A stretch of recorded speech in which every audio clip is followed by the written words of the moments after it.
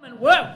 Are you ready for your closer from Team Flight? Please welcome to the stage, Kevin Allison!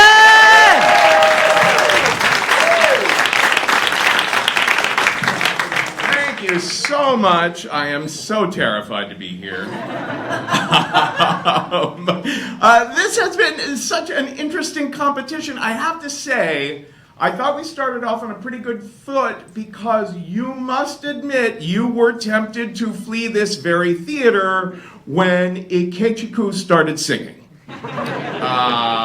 Also, there was a little bit of a cheat in there because he wanted to give an award for worst lyrics to the lyrics that he wrote. So, I don't know about that one.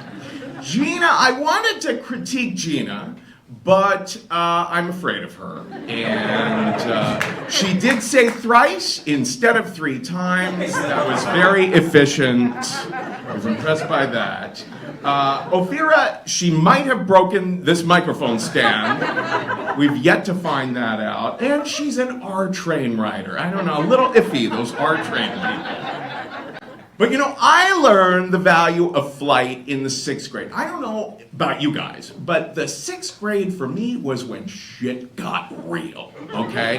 A lot of upsetting things happened that year. Blondie came out with a song where Debbie Harry tried to rap.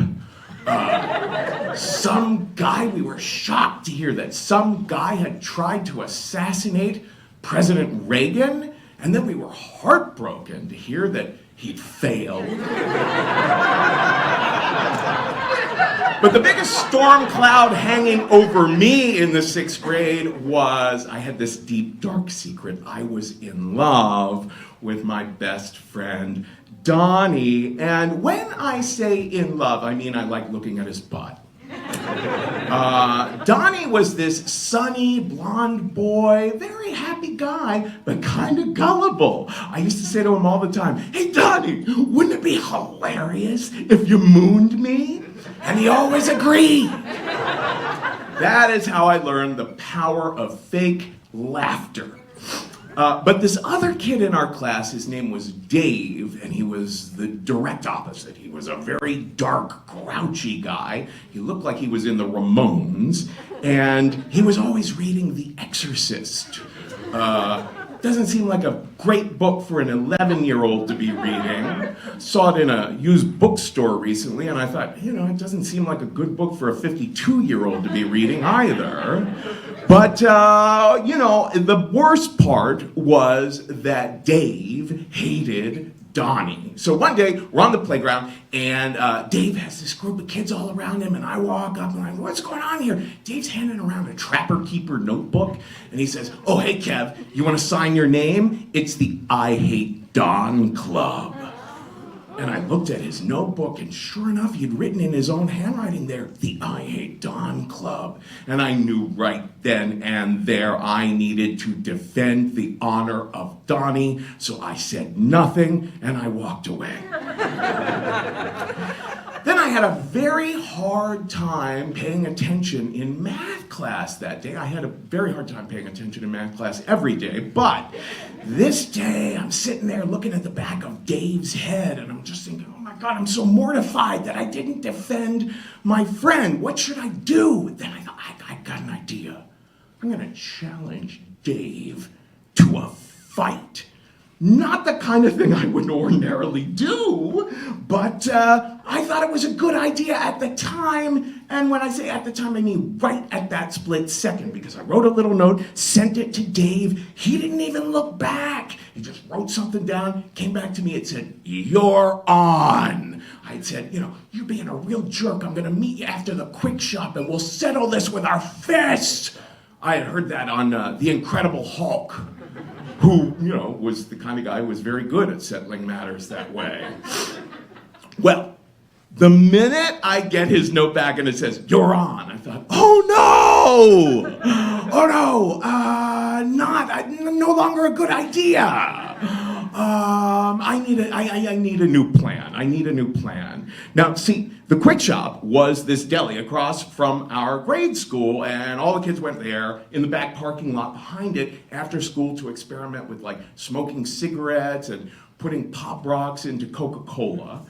And I lived up on a hill about a block away, and if you go up into the attic of my family's house and you use my mom's opera glasses, you know, the kind of thing where you hold the handle and you have your pinky up, you can see down into the parking lot of the Quick Shop. So I thought, I don't want to have this fight, but maybe Dave doesn't either. So what if I ran home right after school, ran up into the attic and watched to see if he comes, do a little reconnaissance with my opera glasses.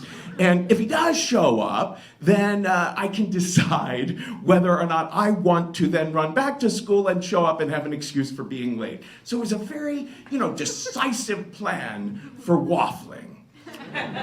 So that is exactly what I did. 3 o'clock, the bell runs, I run home, I'm looking through the opera glasses, 10 minutes, 20 minutes, a half hour, Dave is not there. And I'm so excited, he chickened out! He chickened out! Of course I did too, but he didn't know that. So the next day at school, I could just come in and say, I won! And that's exactly what I did. Next morning, I'm like, hey Dave, you didn't show up!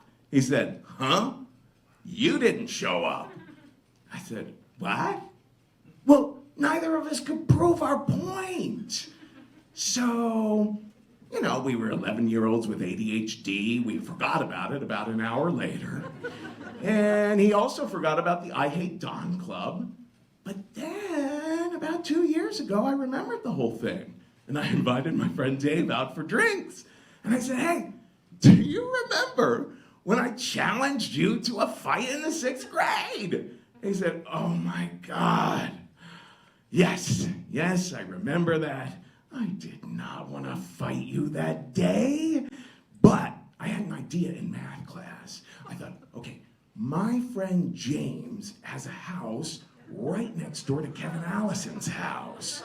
And up in their attic, I knew there's a good view to the parking lot of the Quick Shop. So James and I ran back to his house. We were up in the attic. We're looking through binoculars to see if you'd come. And then I thought, if he comes, then I can run there and have an excuse for why I'm late.